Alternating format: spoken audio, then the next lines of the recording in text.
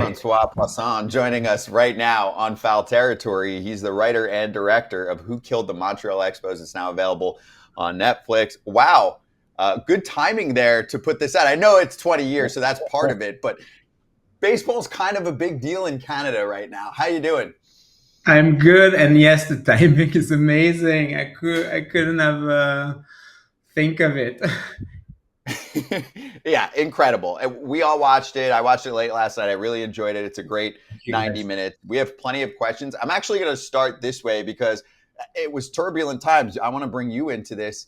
The Minnesota Twins went through all kinds of crap during your time period. It was the same stuff with retraction, right? Contraction or contraction. Contraction. Yeah, which contraction? Retraction. Right. But give him your perspective here because this will help for the conversation.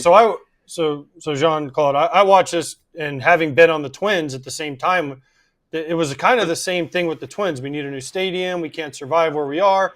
Oh, and then Major League Baseball came up with this, excuse my language, freaking brilliant idea. Let's just get rid of two teams. And one of them was the Expos, and one of them was supposed to be the Twins. So every day, I think it was the 2001 offseason, we had about 3 times a week, we had to get on the phone with the Players Association and this and that and try to explain to us why they were trying to get rid of these two teams.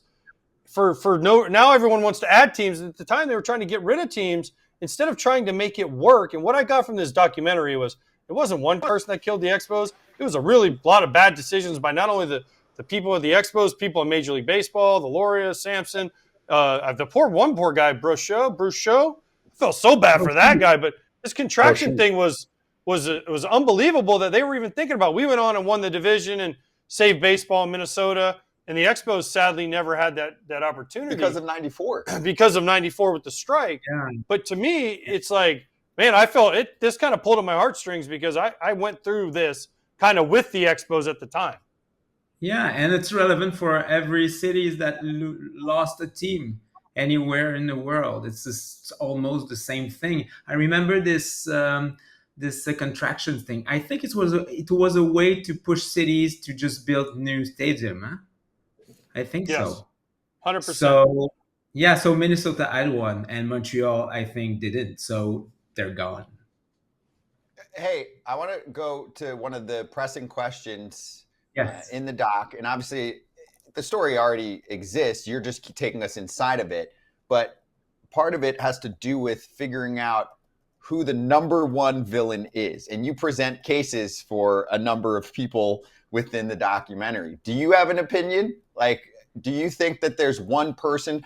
David Samson kind of talks about how it's like it's not like one moment defined everything. Okay, that's fine, but is there one person who could have done something differently more than anyone else in this entire situation that would have changed it? Like it could be the commissioner, could be Bud Selig, because he was part of the '94 strike. And if there's no '94 strike, maybe the Expos make enough money and don't have this problem. But who do you think? Yeah, one person's hard, but if I had to pick one person, I would blame mostly the businessmen in Quebec because they could have done something, put some money. I know it was hard. I know the strike was hard, and it was obviously maybe the beginning of the end. But I don't know. There was maybe a lack of. Did they really wanted to keep the team? I'm not sure. I wouldn't blame the Americans. Of course, everybody here blames them, and that's why I really wanted to have David or Jeffrey Loria in the film because their point of view uh, here in Quebec we never heard it, and it was important for me to get that and to make people in Quebec realize that maybe they're wrong and maybe there's more than one suspect. But for sure, maybe Quebecois businessmen could have done something more to keep that team. They weren't ready to put some money, and if you don't put money in the team, how do you manage to keep it here and make it win? Jean-François, I thought it was really cool to get David Samson in there, and he's a media guy. He's been on our show too, so I give him credit. And he's even admitting, like, hey, I've got a ton of ego, and we listen to his show often too.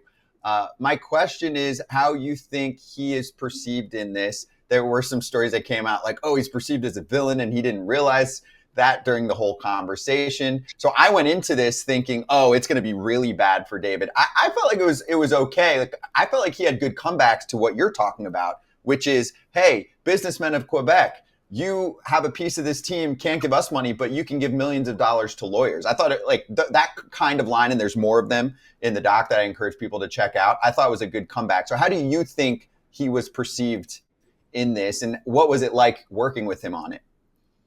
For me, anyway, I knew he was hated in Quebec, so I didn't know what to expect when I went in his home.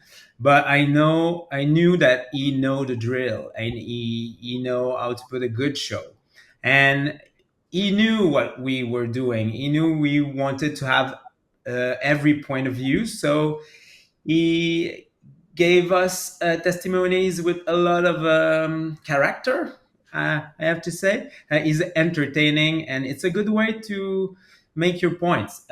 However, it would have been easy to put him as the villain because he sounds like it. And for people in Quebec, we're not used to that kind of confident tones. In business here, it's not the same. We don't want to fight. We're more consensual.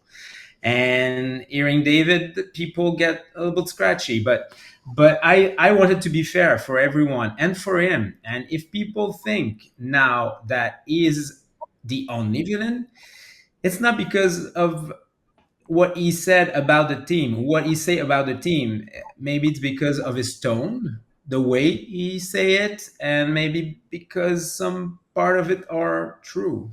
I think. True. Listen, I agree with everything you said. The one guy I feel sorry for, I never feel sorry for David Samson because him and Jeffrey Loria, they sold the team. They got the Marlins. Miraculously, MLB made that, and then they won the World Series the next year. And then they sold the Marlins again and made another crap load of money. So I don't feel sorry for.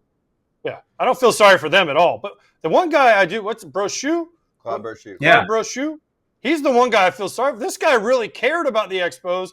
He tried everything in his power to save the Expos, and people just crapped on him. And now I was happy in your movie. You're like kind of it was like this is a redemption spot for him, for all these people to stop crapping on this poor guy who genuinely cared and wanted to do the right thing for the Expos. And the other owners were like, no, he doesn't know what he's doing. Let's try this other guy. And then that didn't work clearly and got rid of him. So I'm glad you made this movie for Brochu. Thank you, because a lot of people pointed him. Even here in Quebec, it's him. He took bad decision. But when I met him, and it wasn't an easy interview. Everyone was treated the same. David and Claude and the other guys. But I had at some point some empathy for him because I think he really, as you said, wanted to keep the team here. He was the legacy of Bronfman, and he had the same values, and he wanted the same thing. It wasn't the same economic context, and there was nobody here with enough money to just manage the team alone. So he tried to find some people. Maybe that wasn't the good ones. I don't know. Maybe he took bad decisions when the strike happened. Maybe, but did he really wanted the team to stay in Montreal? I think so. I really think so, and I think he didn't deserve this whole media frenzy bullying against him. I think that was bad, and I wanted to show that because that, for me, that's wrong. Okay, so let's push forward here. There are Oakland A's fans that are going to watch this segment and wonder what life looks like 20 years from now. So my questions are all kind of combined here. Is baseball as popular now? I'm guessing that's no, in Montreal. Do people root for the Blue Jays? Because the commissioner of the sport currently in baseball thinks that all of the Oakland A's fans are just going to eventually root for the San Francisco Giants. And let's get that first. And then I have one more on baseball now in Montreal. Yeah, I think the first 10 years was hard.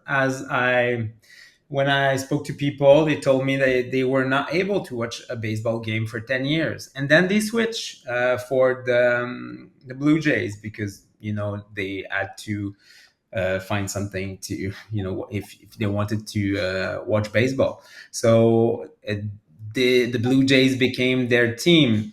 Um, is baseball popular? It's still popular amongst the youngest people. I can see games outside. Obviously, it's not the same. Right now, there's kind of an excitement. This is a new thing, but no, it's not as popular as it was. But we can still, and this is really true. We can still feel Expos DNA in the city. They are not forgotten. I can see logos everywhere. There are murals with UP and stuff like that. Every time we pass next to the Olympic Stadium, we think about them. They're not forgotten, but of course, it's not the same. Is baseball dead here? I wouldn't say so, but it's not the same. Of course, there's a sentiment of sadness, of course, when you think about it. But I think it's a privilege to have a major league team, and we had one for so many years. We tried to keep it. The economics weren't there, but you know what? I want to feel proud because we had this privilege for so many years, and we took it, and that was a wonderful team. And the souvenirs we have, this is not dead. This is not dead. Well, you are one of the most level-headed fans then that I've ever heard speak about it, because normally it does not go that smoothly. And I know. I think the sadness and the popularity is just a reflection of obviously what's happened to the team, and baseball hasn't been in there. I think the happiness and memories and new memories would come flowing back in with a new team. Do you think the city would be able to handle a new team? Because I know MLB has been talking to it for a little bit. I don't know. This is a hard question. I don't want to be. I want to be positive for fans in Quebec, but MLB business. This is big money now. We are talking about billions of dollars. Could Quebec sustain that without the help of the government? I don't know. Is there enough money here to maybe a big company? It works for the Blue Jays. I think it's Rogers that own them. So maybe if someone with a lot of money can see that it could work again, it would work. But now, for me personally, I wouldn't bet on it. My house. Yeah, don't do that. Don't do that. No.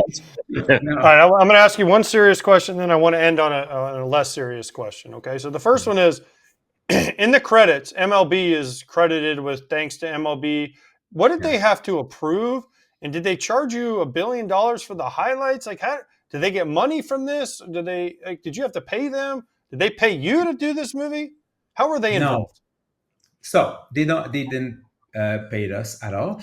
We obviously need the MLB to do a movie like that because they own all the archive footage from the game, and they have a lot of cool exclusive archive footage. They also own all the license for all the logos and stuff like that. So we have to talk to them, and we had good conversations with them. I think my producer was talking to them every week for, I don't know, the whole process. And they were really in it.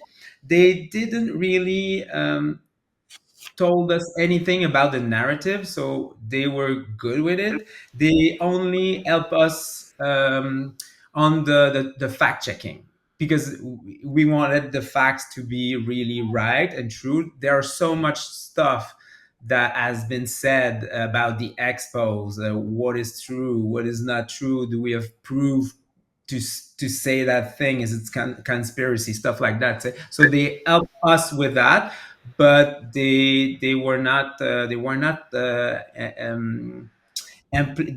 implicate on the narrative. That was my story to tell, and they were fine with it. They were fine with it. So they were good. That was fun. That went really well, actually.